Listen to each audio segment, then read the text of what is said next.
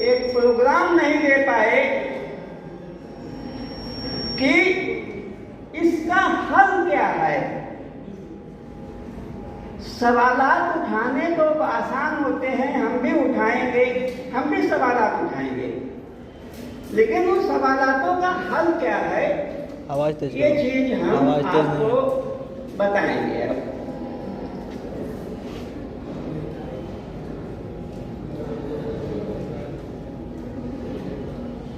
दोस्तों, मेरी आवाज वैसे ही बहुत ऊंची है, वो इसलिए वो दिक्कत हो रहा है। दोस्तों, एक चीज और मैं आपके संज्ञान में डालना चाह रहा हूँ, और उसको दे दो ना हर्ष। तिवारी साहब इस प्रक्रिया से शामिल रहे हैं और चौबे साहब हैं।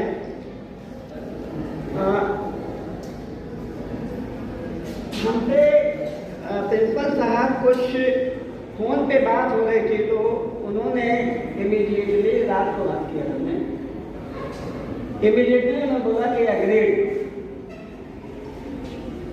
मुझे लगा ये लगता है ये भी उसी तरीके से बेवकूफ है जैसे मैं हूँ। मैं इलाहाबाद यूनिवर्सिटी के साथ प्रोग्राम जो चलाता हूँ विदाउट लीगल डॉक्यूमेंट, तो जब मैं चलाता हूँ तो मैं मुस्कुराया जैसे कि मैं बोला ओके,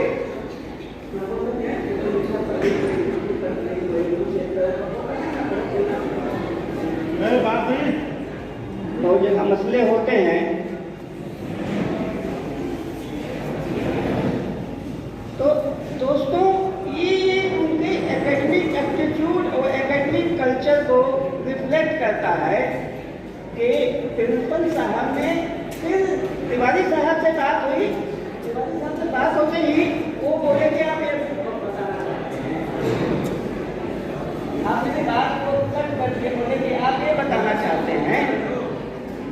तो इस तरीके की एक भावना जब होती है, जब इस तरीके की एक सोच होती है, तब बात आगे बढ़ती है और मैं आपको मूल बिंदु पे ले आता हूँ।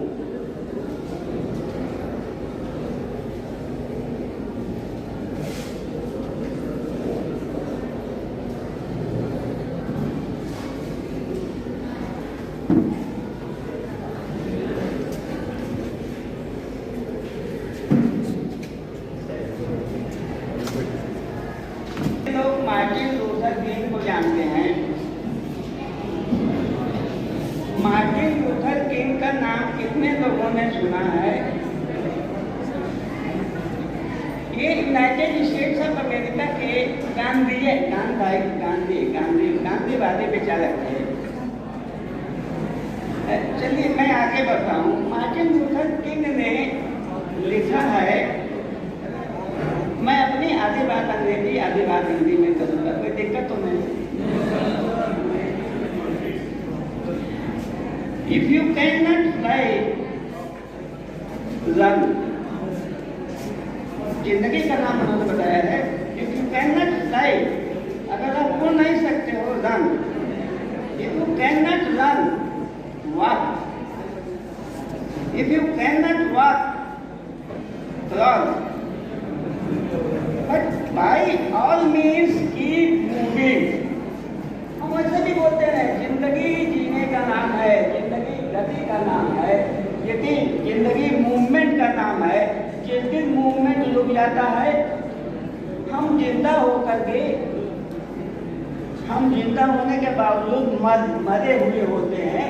इसलिए जिंदगी को जीने के लिए हमें चलना पड़ेगा, हमें जिंदगी में गति लानी पड़ेगी और अपनी जिंदगी के उस गति में, के लूप में हरकत लानी पड़ेगी।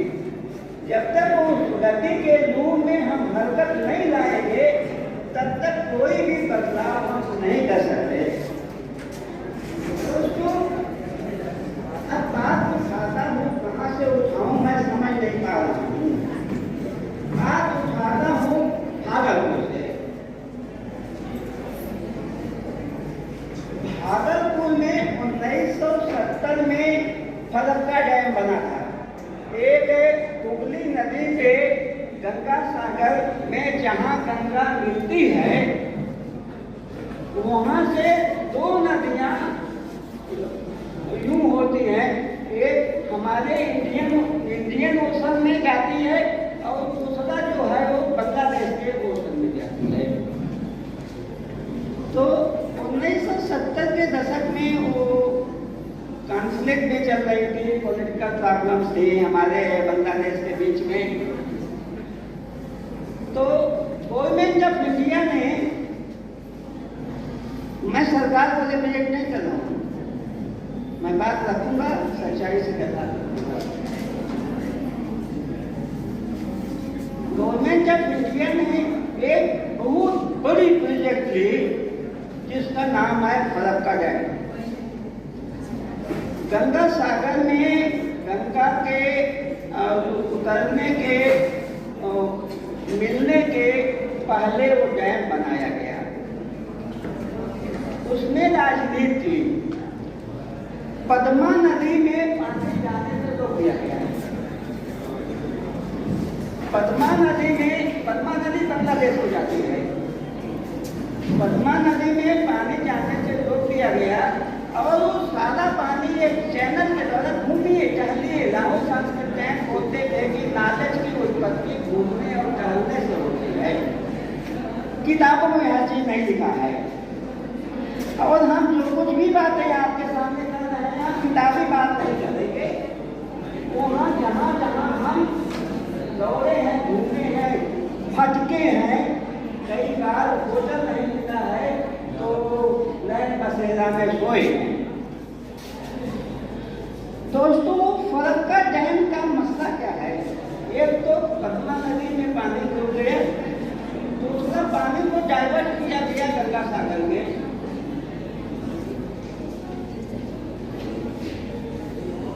कैनाल के द्वारा लॉजिक दिया गया कि हमारा बोट के साथ जो बोट मतलब जहाज के साथ जो व्यापार होता था, ये सब इकोनॉमिक सब कुछ ठीक लगा है,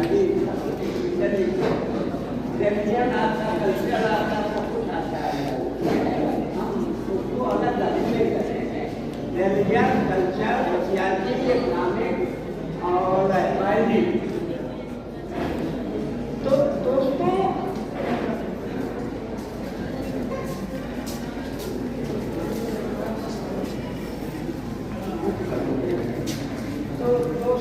मैं ये कह रहा था कि Farakka dam is a politics and like politics of government of India. जो किसी के लिए कुआं खोदेगा, जो किसी के लिए कुआं खोदेगा वो कुएं में गिरेगा। दोस्तों, इस चीज का राज थोड़ा बता दें। कोई जरूरी नहीं है कि हम आपको पूरा का पूरा नमामि गंगे का इतिहास और रिपोर्ट और पैदाइश करना चाह रहे हैं। एक हम आपको संवेदनशील बनाना चाह रहे हैं कि गंगा को बचाना बेहद जरूरी है। बिना गंगा को बचाए हम इस सभ्यता को नहीं बचा सकते। सभ्यता मिट जाएगी अगर गंगा मिट जाएगी। ये हम भावनात्मक भाषण नहीं दे रहे हैं, इस चीज को हम एक्सप्लेन करेंगे। गंगा सागर से हिल्सा नाम की एक मछली है। एक चीज और आपको बता दें, मछली एक गंगा और गंगा का जो पानी जो पूजा पाठ लोग करते हैं, तो फिर अध्यात्म में, उपनिषद में, पुराण में बहुत कुछ लिखा है। हम उस कंट्रोवर्सी में नहीं जाना चाहते। बहुत ही डिबेट करना चाहते हैं। हम उस बात को रखना चाहते हैं जो विज्ञान है और उस विज्ञान में कोई कंट्रोवर्सी नहीं है। तो मानव के साथ मानव प्रकृति की एक बहुत ही अनमोल उत्पत्ति है जो सबसे पहली बार प्रकृति ने मानव पैदा किया। उसमें नहीं जाना चाहेंगे कि मानव के अंदर चेतना का विकास लिखता है, मानव क्यों, मानव साहित्य लिखता है, मतलब हम तमाम बातें कर रहे हैं। तो मछली साहित्य तो नहीं लिखती है, लेकिन मछली के ढेर सारे बिहेवियर, मतलब कि बच्चा पैदा करने का बिहेवियर, ब्रीडिंग, सोने का बिहेवियर, रुकने का बिहेवियर, मतलब है उसके मूवमेंट का बिहेवियर, किस ग्रुप में रहेगी, वो भी ग्रुप में रहती है। जैसे हम लोग सोसाइटी में रहते हैं, हर मछली अपने ग्रुप में रहती है, दूसरे वाले ग्रुप में नहीं जाएगी। तो दोस्तों मैं ये कहना चाह रहा हूँ कि मछली का ये बिहेवियर था, साइकोलॉजी थी, मछली की साइकोलॉजी।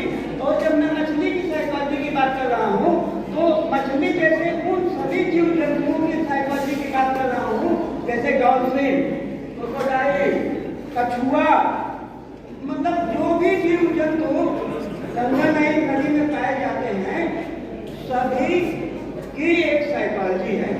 डॉल्फिन जो है आपके कुत्ते की तरह से, या कुत्ता मतलब जो पालते हैं, गंदे अंदाज में नहीं होते हैं, जो कुत्ता पालते हैं, जितना ओबीडियंट कुत्ता होता है आपका, डॉल्फिन भी उतना ही ओबीडियंट। तो दोस्तों मेरे को साथ करना है, तो हिल्सा मछली के ऊपर मैं आ रहा हूँ। हिल्सा मछली गंगा सागर से अपने ब्रीडिंग सीजन के दौरान उन स्थानों को जाती थी जहाँ पे कि वो ब्रीडिंग कर सके, जहाँ पे उसके बच्चे सुरक्षित हो सके। ब्रीडिंग करना और बच्चों को सुरक्षित रखना, ये दोनों चीजों की व्यवस्था जैसे हम आदमी करते हैं, वैसे हिल्सा मछली करते हैं। हिल्सा मछली गंगा सागर से चल करके, हिल्सा मछली गंगा सागर से, दोस्तों चले जाइए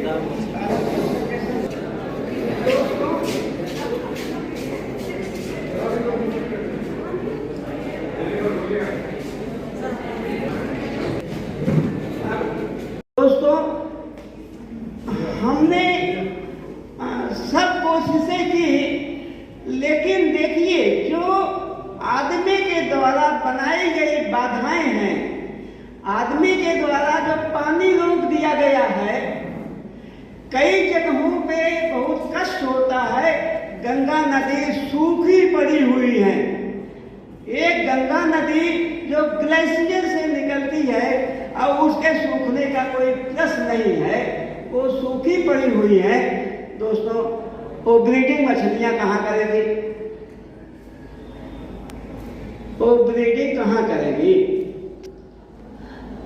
केवल उनकी ब्रीडिंग नहीं, मैं सिंबॉलिक सांकेतिक रूप में दे रहा हूँ कि अगर मछलियां, क्रोकोडाइल, ये सारी चीजें ब्रीडिंग करना, आज हालत क्या है आपको बता दें, थोड़ा सा जल्दी में समेटना चाह रहा हूं मैं।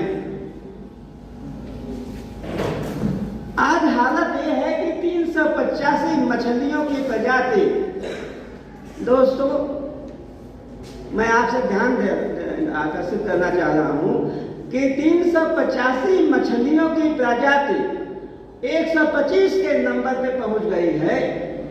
और वो केवल नंबर का मसला नहीं है, मसला ये है कि हर प्रजाति जो विलुप्त हो गई है और हर प्रजाति जो अभी 125 नंबर में है, वो 80 से 90% गायब हो गई है, खत्म हो गई है। इस मसले को लेकर के कहलगांव में, भागलपुर में कहलगांव है, कहलगांव में प्रोफेसर बनवारी लाल शर्मा और प्रोफेसर अनुपम मिश्रा, पद्म भूषण से उनको नवाजा गया है, प्रोफेसर अनुपम मिश्रा जी को।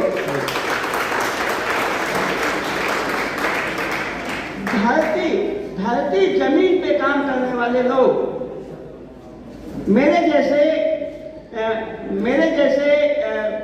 वो पाने वाले, मतलब नौकरी में काम करने वाले लोग नहीं थे। उन्होंने कहलगांव में 3 महीने का आंदोलन किया और उन्होंने एक पुस्तिका निकाली है, छोटी से पुष्टि है, लेकिन बहुत महत्वपूर्ण है कि गंगा को अविरल बहने दो। ये उनकी अंतरात्मा को झकझोरती थी, उनको क्या लेना देना। प्रोफेसर बनवारी लाल शर्मा इलाहाबाद यूनिवर्सिटी में हिंदी के प्रवक्ता थे, उनको क्या लेना देना, लेकिन उनकी आत्मा झकझोरती थी कि गंगा बचाओ, गंगा को बचाओ, किसी शर्त पे गंगा को बचाओ। इसलिए कि वो बात जो मैं फिर रिपीट कर रहा हूं, उनको आप चाहे गंभीरता से लें, चाहे आप गंभीरता से ना लें, हमें फर्क नहीं पड़ता है। गंगा नदी के खत्म होते ही हमारी मानव सभ्यता खतरे में पड़ जाएगी। ये चीज बनवारी लाल शर्मा और अनुपम मिश्रा को बेतहासा ये बात समझ में आ गई थी। हिंसा का मूवमेंट खत्म हो गया क्योंकि वो बांध बना दिया गया। बांध बनने से जो यूं मछलियां माइग्रेटरी होती हैं, मतलब मूवमेंट करती हैं, मूवमेंट धारा के विपरीत दिशा में वो मूवमेंट करती हैं, वो सबसे ज्यादा क्रांतिकारी हैं। आप लोग स्लोगन देते हो ना कि धारा के विपरीत दिशा में बहो, मछलियां धारा के विपरीत दिशा में ही हमेशा बहती हैं। उनकी बायोलॉजी असल में है, वो धारा के विपरीत दिशा में बह करके ही प्रजनन कर सकती हैं। तो दोस्तों, मैं ये कहना चाह रहा था कि पूरा का पूरा रिवर गंगा का जो इकोसिस्टम है, वो ऊपर से लेकर के तेलंगाना नदी से लेके अलकनंदा से लेकर के ढेर सारी सहायक नदियों, रामगंगा से लेकर के काली नदी से लेकर के आपके कानपुर में कल्याणी नदी से लेकर के आपके जमुना सबसे बड़ी नदी है गंगा में मिलने वाली, जमुना से लेके घाघरा से लेकर के कर्मनाशा से लेकर के भागलपुर और फरक्का तक कम से कम 70 से 80 सहायक नदियों का जाल है। आज गंगा के बांध बनाने के बाद और गंगा के किनारे फॉरेस्ट गंगा के किनारे पहले फॉरेस्ट हुआ करते, फॉरेस्ट क्या मतलब जंगल, पेड़, मतलब गंगा के किनारे, मतलब ये क्या खूबसूरत खुदा, कुदरत जो है बहुत ही खूबसूरत है। कुदरत ने इतना बढ़िया सिस्टम बनाया था पूरे रिवर गंगा के इकोसिस्टम के लिए, हैबिटेट बनाने के लिए, उनके प्रजनन के लिए, जीव जंतुओं के प्रजनन के लिए, उनके किनारे मछुआरों के लिए, मछुआरों की जीविका के लिए, उसके किनारे धर्म स्थान बनाए थे, उसकी संस्कृति सभ्यता का विकास हुआ था। ये सारी चीजें दोस्तों मैं खत्म कर रहा हूँ, संस्कृति और सभ्यता का विकास हुआ था। आज स्थिति ये है कि उस संस्कृति और सभ्यता का जो विकास हुआ था, हजारों हजार साल, वो जो लोग शास्त्र में लिखते हैं, मैं इससे सहमत नहीं हूं, जब प्रकृति बनी है तो गंगा बनी है, और उस समय से सभ्यता का विकास शुरू हुआ है। तो गंगा के किनारे जो विकसित सभ्यता, चाहे वो धर्म हो, चाहे संस्कृति हो, चाहे वो लिवलीहुड मतलब जीविका का सवाल हो, मछुआरों का मसला हो, मछुआरों की संगीत हो, मछुआरों की कला हो, मछुआरों की अलग कला होती है, मछुआरों का अलग नृत्य होता है, मछुआरों का अलग हर चीज जीवन जीने की विधा होती है। बात तो वही उठ गई सुंदरलाल बहुगुणा की, आप सबको मतलब न रहेगी गंगा, न रहेगी बात, न बजेगी बांसुरी। तो दोस्तों, मैं एक बात करके नमामि गंगे योजना 2014 में हमारे माननीय प्रधानमंत्री जी ने इसको बहुत ही स्लोगन के रूप में इसको लॉन्च किया है, जिसका साइंटिफिक नाम है NMCG, national mission on clean Ganga. वो नमामि गंगे वो नरेंद्र मोदी का है, वो ज्यादा पॉपुलर हो गया, लेकिन national mission on clean Ganga का उद्देश्य ये है कि इन सारी बाधाओं को किस तरीके से, जैसे कि बात तो बन गए, उनको तोड़ना बड़ा मुश्किल है। एक बार किसी मीटिंग में बोल दिया था कि बांधों को तोड़िए, इकोसिस्टम को कंजर्व करिए, लेकिन ये चीज मुमकिन नहीं है। तो हमने एक डिजाइन बनाई है कि दोनों ओर से हमने एक गेट जो कि परमानेंट खुला रहेगा, नदी के दो बांध जो बना हुआ है दोनों ओर से गेट, और उस गेट से जो पानी का फ्लो होगा वो उसको हम बोलते हैं अविरल धारा। और निर्मल धारा क्या है? निर्मल धारा ये है कि पानी हो जाने से चीजें नहीं तय होगी। पानी में जो हमारा पॉल्यूशन और प्रदूषण, तमाम तरीके से प्रदूषण, उसकी हम व्याख्या करेंगे तो समय लग जाएगा। जो प्रदूषण फैला हुआ है, जो हमारी राम तेरी गंगा नदी हो गई, वो पापों के पाप धोते धोते नहीं, वो आप कह सकते हैं पापों के पाप धोते धोते। दोस्तों, गंगा मरने के कगार पे है, आप चाहो तो उसे बचा सकते हो। धन्यवाद, शुक्रिया।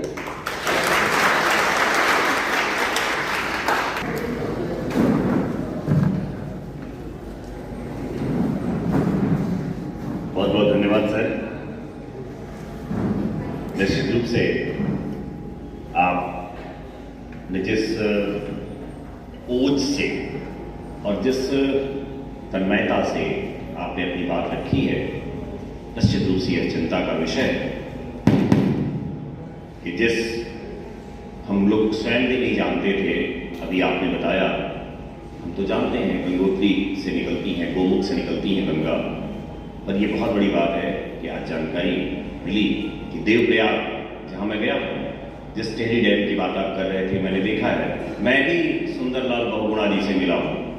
मैंने टेहरी में पिक्चर देखा है, मुझे सारी सीन याद आ रहा था जब डॉक्टर साहब बोल रहे थे। एक पिक्चर हाथ हुआ करता था सर, जितेंद्र की पिक्चर लगी थी, मैं वहाँ गया था, और टेहरी जो 25 किलोमीटर ऊंचाई डूब चुका है, तक का पहाड़ के बीच में वो डैम बना हुआ है, वो डूब चुका है। तो उसमें मैंने पिक्चर देखा था, सब नष्ट हो गया। निश्चित रूप से वो सांस्कृतिक विरासत जो टेहरी की थी, और अब नई टेहरी ऊपर बस गई है। आप तो घर वहाँ है, देखे हैं, बहुत खूबसूरत लगता है वो नई टेहरी, लेकिन उसकी नींव में एक टेहरी डूब गया है, जिसके बाद कहा जाता था उस समय, अभी भी है, कि यदि वो पानी किसी कारण से गलती से फूट जाए, निकल जाए वहां से, बह जाए, तो पूरी दिल्ली डूब जाएगी।